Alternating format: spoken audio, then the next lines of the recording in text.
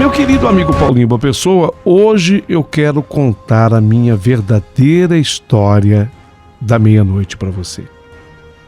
Meu marido, naquele momento, ele tinha perdido o emprego. A situação era muito delicada e difícil.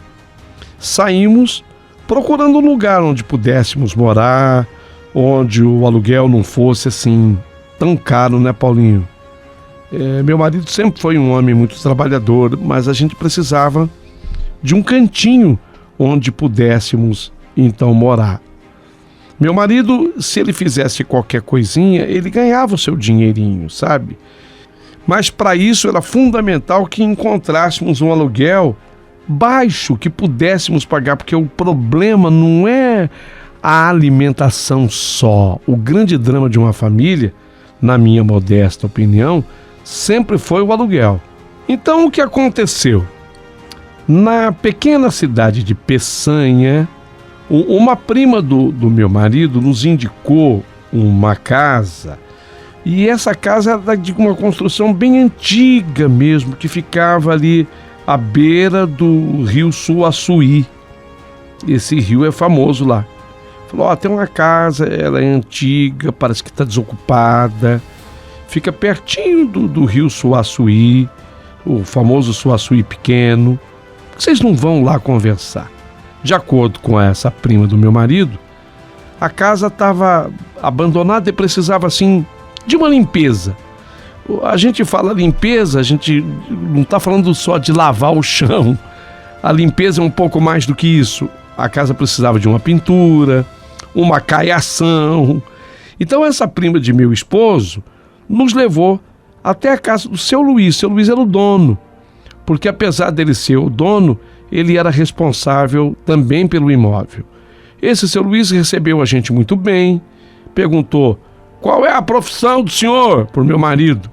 Meu marido informou que ele trabalhava como motorista e ele dirigia automóveis, caminhões. Meu marido é bom, é profissional mesmo. Então meu marido dirigia caminhões, carretas, sabia até manobrar carretas, o que viesse, o meu marido estava disposto a fazer. As notícias não poderiam ser melhores. Seu Luiz estava precisando de um motorista e com respeito à casa, nós poderíamos morar nela. E o detalhe mais importante, sem pagar o aluguel, nada de aluguel. Mas ele fez uma recomendação. A casa está precisando de uma limpeza boa. Tudo bem. A gente conseguiu tudo, o emprego e a casa. Então, eufóricos, eu e o meu marido fomos numa casa de material para construção e na conta da prima, a prima tinha uma conta lá.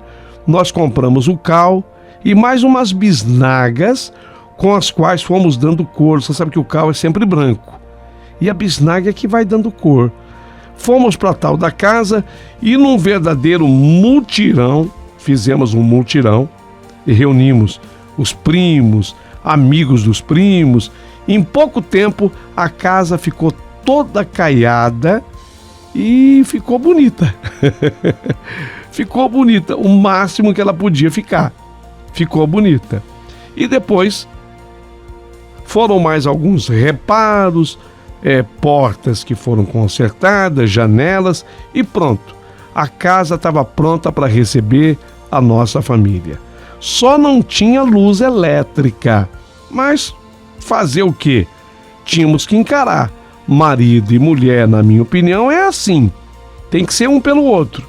Estávamos juntos em todas e principalmente nos famosos momentos mais difíceis e delicados. O importante era que a casa abrigaria todos nós e nem teríamos que pagar o aluguel. Mas eu fiquei curiosa. Era a única casa construída bem à margem do braço do rio, o Suaçuí pequeno. Era a única. Por quê, né? Por que fizeram essa casa aqui? Por quê? Eu perguntei para o seu Luiz, o dono, e ele explicou que muitos anos antes Aquele pedaço do rio tinha muito ouro. Nossa, tinha ouro aqui a dar com pau. E um senhor rico, ele construiu a casa bem aí, para ficar mais perto do ouro. Segundo ele tinha escutado falar, havia vezes em que os cômodos daquela casa ficavam cheios de ouro. O pessoal pegava tanto ouro que ia colocando nos cômodos da casa. E eu fiquei assim maravilhada com a história. Nossa, que história! Será que era assim mesmo? Mudamos-nos para tal casa com pouquíssimos móveis que nós tínhamos, porque a casa era muito grande. Até que a gente não tinha tão pouca coisa. Mas a gente morava em casinha pequena, né? Mudamos para aquele casarão agora. E para preencher aqueles cômodos daquela casa, a casa ficou vazia. 2 dias depois da mudança, meu marido assumiu o caminhão de responsabilidade do senhor Luiz. Agora sim, meu marido tem emprego e tem a casa. E o meu marido partiu para a primeira viagem dele. Naquela noite, eu costurava, a porta do meu quarto estava fechada, quando eu comecei a escutar uma forte ventania. Era tão forte que o lampião apagou por uns instantes. Fiquei assustada, porque a noite estava tão calma, não havia motivo para aquela ventania. Quando acalmou, eu fui até a janela e aguçei os meus ouvidos pela fresta e tentei olhar e eu nada vi. Mas eu escutei uns gemidos. Uai, coisa de mineiro, né? Uai. Fiquei confusa, insisti a olhar pelas frestas da janela e eu nada via. Apenas eu escutava os gemidos e, como boa mineira, eu falei de novo: uai, que trem é esse? Tentei depois me convencer de que deveria ser a ventania passando pelas folhas do capim-espada, e exatamente por isso aquele som era produzido. Depois o meu marido e seus primos cortaram muito mato e capim e fizeram aquelas moitas. Talvez o som fosse esse. O vento deve ter passado por essas moitas e está espalhando aquele capim. Só pode ser isso. Na manhã seguinte, sem nada dizer para os meus filhos, eu fui até o quintal pensando em encontrar muita sujeira devido à ventania da noite. Mas, para meu espanto, não. Estava tudo no mesmo lugar. Inclusive as moitas do capim cortado estavam lá, intactas. Passado uns dias, na mesma hora daquela noite horrenda, eu tornei a ser surpreendida pela ventania e os gemidos de novo. Meu Deus do céu, não é possível. Eu corri para a cama e, muito trêmula, eu comecei a rezar. Parecia que os lamentos, os gemidos foram se acalmando e, após uns instantes, tudo ficou de novo silencioso. Eu dei aquele suspiro e eu consegui dormir. Passados uns dias, meu marido voltou da viagem. As crianças felizes contavam sobre as brincadeiras que fizeram. Meu marido percebeu a minha intranquilidade. Ele percebeu que eu estava assim um pouquinho agitada e perguntou para mim se havia algum problema. Eu mudava de assunto. Eu preferi contar quando as crianças não estivessem por perto, quando elas fossem dormir. E eu não queria tocar naquele assunto perto das crianças. Eu não queria assustá-las. Quando as crianças foram para o quarto, o Jurandir, meu marido, me abraçou. Nós estávamos com saudade um do outro. Você sabe como é que é, né? Casal, apaixonado, ficamos assim abraçados. Nossas carícias eram um misto de compreensão, de amor, solidariedade pelos golpes do destino. Mas agora ele estava empregado, nós tínhamos uma casa para morar. Mas aí o meu marido, ele percebeu que eu tremia.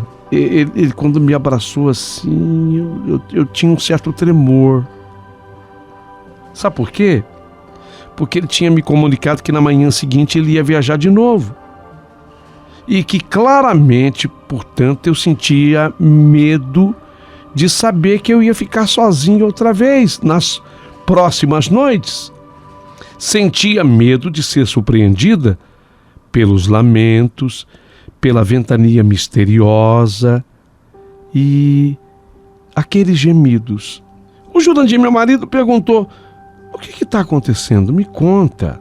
Eu pedi que ele aumentasse a luz do lampião, sentei na cama e eu rapidamente relatei para ele o que tinha acontecido. Ele riu. Mas ele riu assim, não zombando, riu com uma certa meiguice. Você está cansada, é isso. A mudança te deixou nervosa, o lugar é novo, é diferente, a casa é muito isolada, a gente nunca morou na beira de um rio, né? Você está nervosa, amor. Foi por isso. Você já foi corajosa até demais. Até que você está provando para mim que você é uma mulher baita corajosa, sabe? Fica tranquila, fica sossegada. Isso é coisa desse teu cansaço. Meu marido falou e eu gostava de escutar o Jurandir porque ele tinha esse poder de me tranquilizar. Mas que alguma coisa estranha estava acontecendo, isso estava.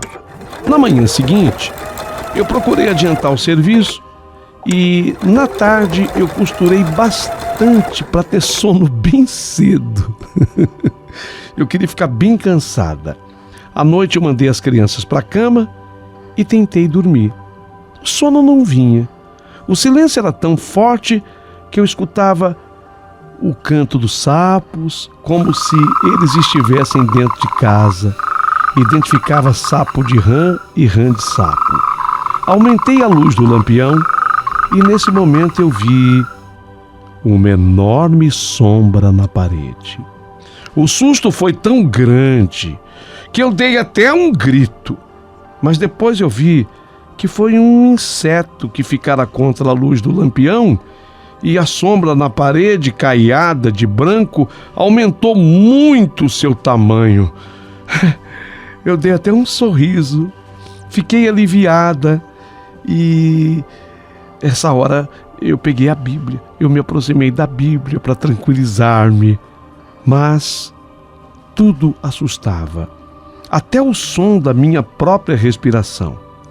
Eu pedi a Deus que me desse, Senhor, me dá um sono bem forte, eu quero dormir, e eu queria dormir pesado, sabe, Deus, e me faz dormir, Senhor, por favor, me faz dormir. Você acredita que meu pedido foi feito com tanta fé que eu até adormeci?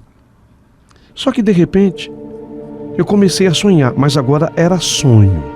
O meu sonho era exatamente assim. Um senhor, ele era barbudo, já de uma certa idade, era um ancião.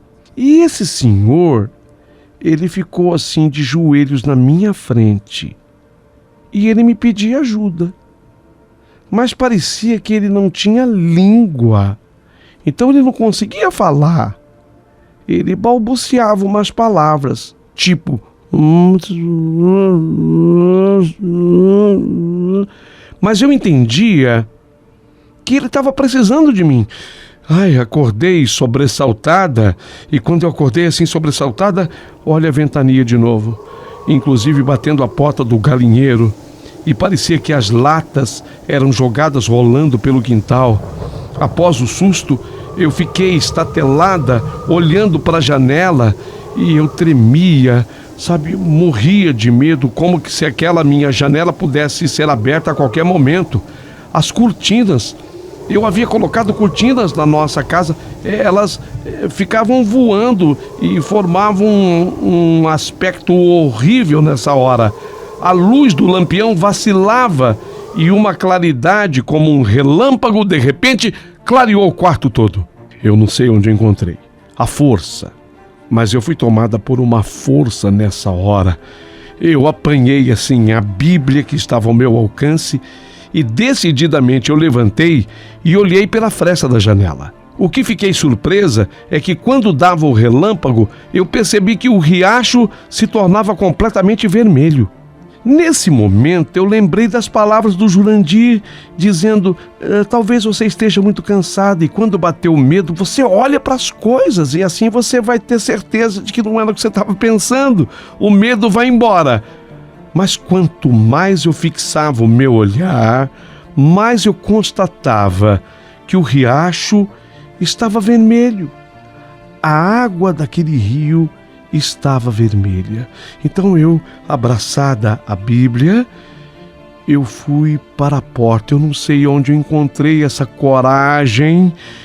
Eu tentei abrir a porta, mas o vento era tão forte que a poeira que vinha lá de fora me sufocava e meus gritos se confundiam com aquela barulhada de lamentos e gemidos. Num esforço que tentava ali abrir a porta, a Bíblia, ela caiu da minha mão e foi arrastada por aquele vento, ela foi para longe. E nesse instante, uma moita de galhos secos entrelaçados, como uma bola, enroscou-se nas minhas pernas e eu caí. Mas as minhas mãos alcançaram a Bíblia de volta.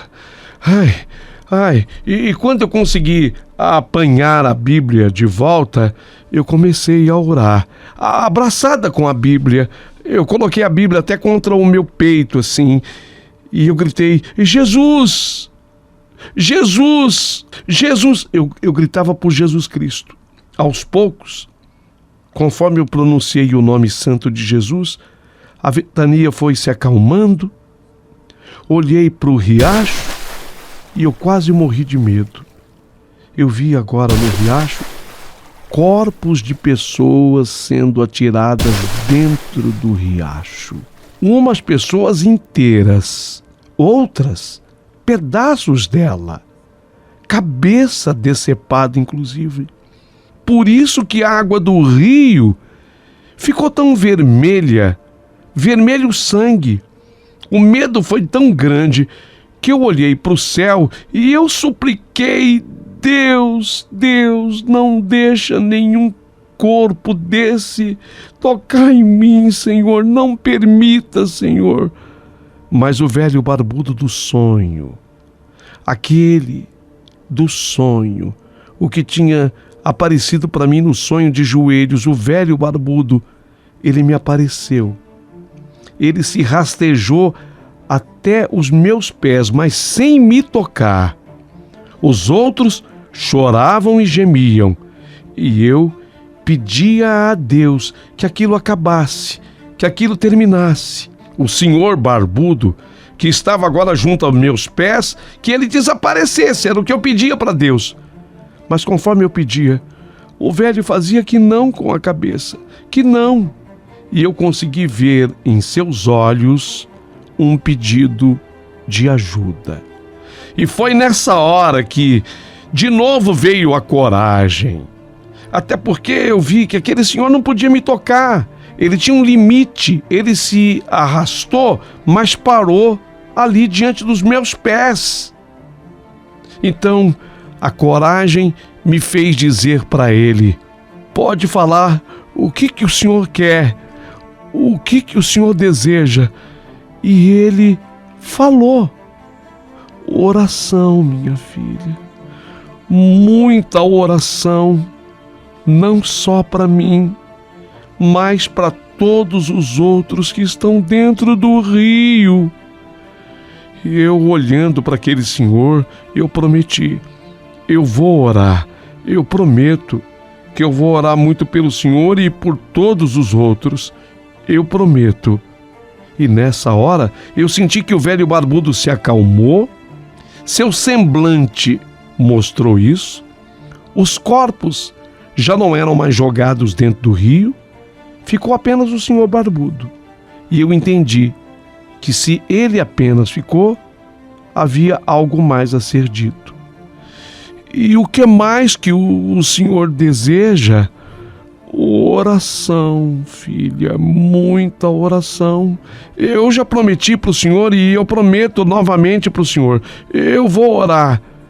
Mas, filha, o senhor tem algo mais a falar? Sim, filha, o ouro do batente da porta é seu. Não dê a ninguém. Esse ouro é seu.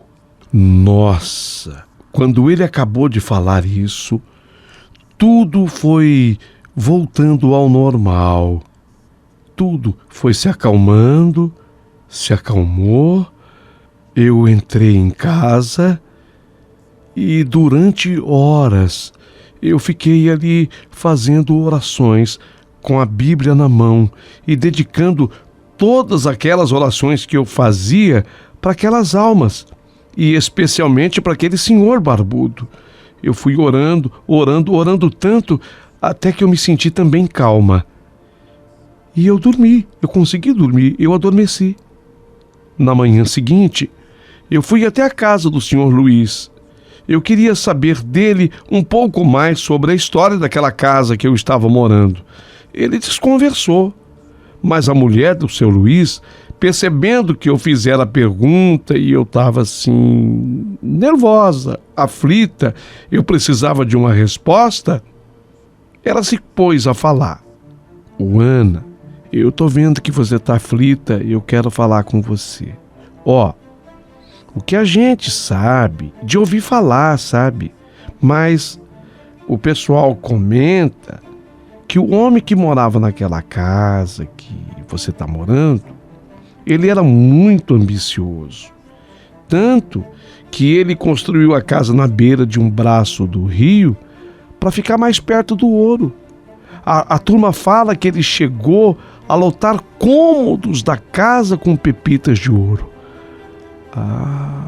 Mas, dona Antônia, e é só isso que o pessoal fala?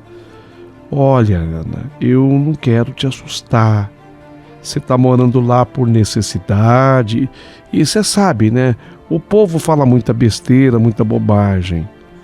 Sim, mas, dona Antônia, que tipo de besteira e de bobagem? O pessoal conta que o homem que era dono da casa teve um momento que ele ficou louco com tanto ouro e ele devia pagar os empregados com as pepitas de ouro, parte delas, né? Mas numa noite, ele, para evitar pagar os empregados, armado com uma navalha, ele aproveitou que todos dormiam, ele embebedou as pessoas, ele deu bastante vinho, cachaça. As pessoas misturaram cachaça e vinho e pegaram naquele sono bem pesado. Aí ele pegou uma navalha bem afiada, mas tão afiada que era capaz de cortar, sem dobrar, uma folha de papel. E ele foi cortando a garganta de todos os empregados enquanto estes dormiam. Nossa, dona Antônia. Bom, eu não sei se é o que o pessoal fala. E depois, dona Antônia? Depois, ele jogou um por um dentro do rio. Até o pai dele. Até o pai dele que estava junto, ele matou também e jogou dentro do rio. Você acredita? Quer dizer, é o que o pessoal fala. Pronto. Mais nada precisava ser dito. Agradeci o seu Luiz, agradeci a dona Antônia, e quando eu estava saindo, eles ainda gritaram: mas Ana, pelo amor de Deus, você não vai desistir da casa por essas besteiras, Ana. Falei: não, eu tenho fé em Deus e eu não desisto das coisas assim tão fáceis, não. Eu sou uma mulher de fibra, de muita garra. Meu marido Jurandir chegou de viagem e, bom, eu teria que ter uma conversa longa com ele. Contei tudo nos detalhes para ele e falei que aquele senhor barbudo havia dito que o ouro que estava no batente da porta era meu. Meu marido ficou meio assim. Ele quis rir de mim e dessa vez com zombaria. Mas diante da minha firmeza, ele resolveu levar a sério. Deixamos as crianças na casa da nossa prima e com uma picareta, o meu marido começou a quebrar o cimento que havia no batente da porta.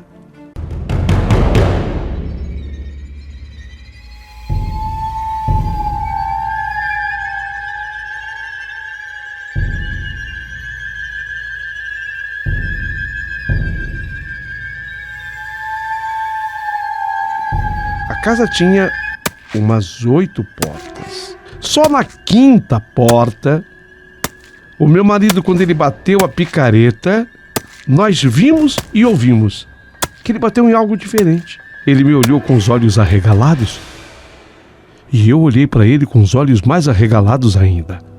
Você viu? Eu fiz com a cabeça que sim. Havia espirrado um pedacinho dourado. E quando ele pegou aquele pedacinho dourado que havia espirrado, ele ficou assustado. Ele ficou tão assustado que ele jogou no chão, depressa, com medo. E eu perguntei: o que foi? Por que você jogou no chão? Eu fiquei assustado. Por quê? Ora, porque ele falou que o ouro era seu. E isso aqui é ouro. Então é seu. Pega você, Ana.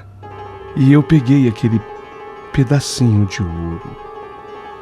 Ao segurar aquele pedacinho de ouro nas minhas mãos, eu elevei meu pensamento em Deus, eu agradeci a Deus e depois eu agradeci aquele homem barbudo de quem nem mesmo o nome eu sabia. Obviamente que aquele pedacinho de ouro era uma lasquinha da batida da picareta.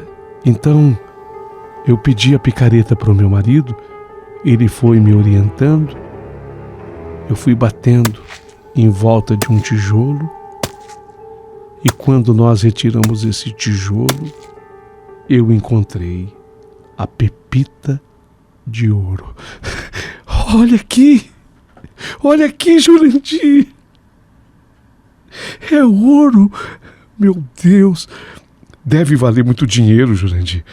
É verdade, Ana. Mas por direito é teu. Ele disse que era teu. Sim. Jurandir é meu, mas obviamente é nosso, é da nossa família. Será que tem mais? Seguimos no trabalho. E esse trabalho se estendeu para as 8 portas que existiam na casa. Mas só foi mesmo encontrado aquela pepita de ouro. Aquela pepita de ouro mudaria a nossa vida. Valia muito. Especialmente para quem não tinha absolutamente nada. Meu marido empolgado queria ir embora, desocupar a casa. Eu falei, não, Jurandir. Eu prometi muitas orações para ele. Eu não vou fugir. E nem vamos vender essa pepita por enquanto, tá?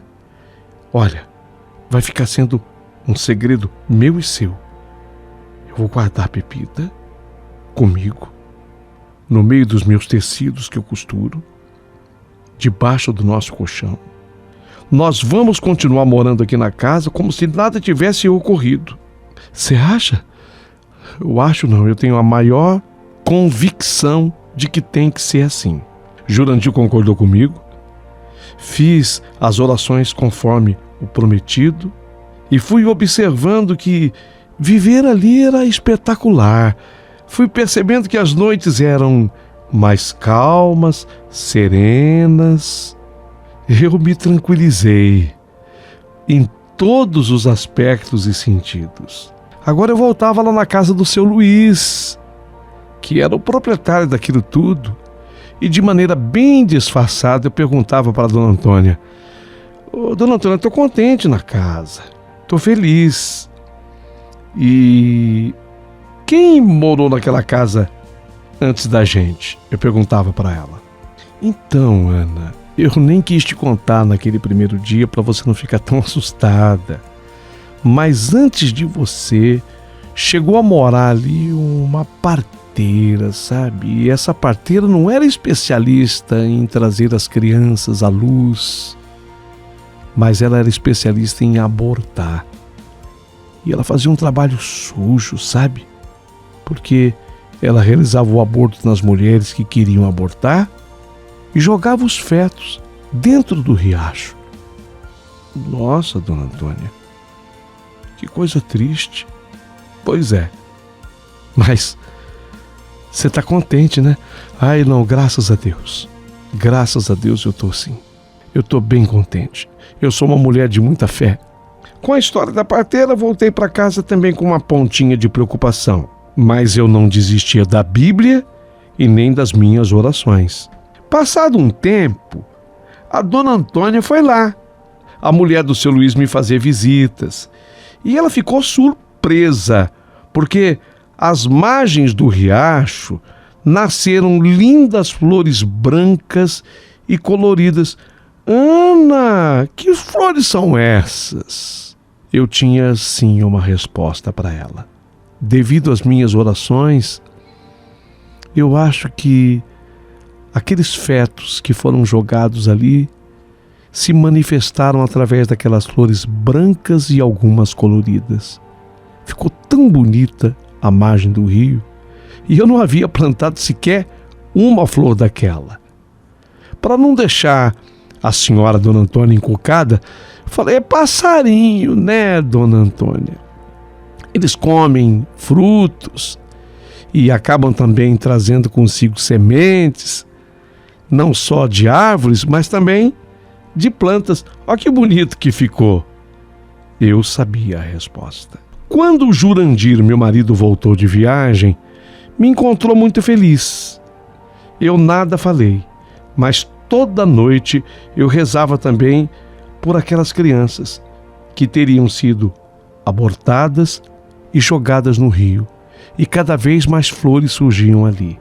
Naquela casa, ao longo de 3 anos, eu, Jurandir e as crianças, não são poucas, viu, Paulinho? Eu tive ao todo 5 filhos. A mineira aqui é danada. Vivemos ali muito bem, sabe? Durante esse período. Depois, nos mudamos para a capital de Minas. Foi lá que eu e o Jurandir vendemos a Pepita, que era minha, mas acabou se voltando para toda a família. E ela representou um grande embalo em todas as nossas vidas. Sou muito grata primeiro a Jesus e depois a esses espíritos que, mesmo do outro lado do mistério, vieram para me ajudar. Espero que vocês tenham gostado da minha história. Deixem abaixo do vídeo o seu comentário.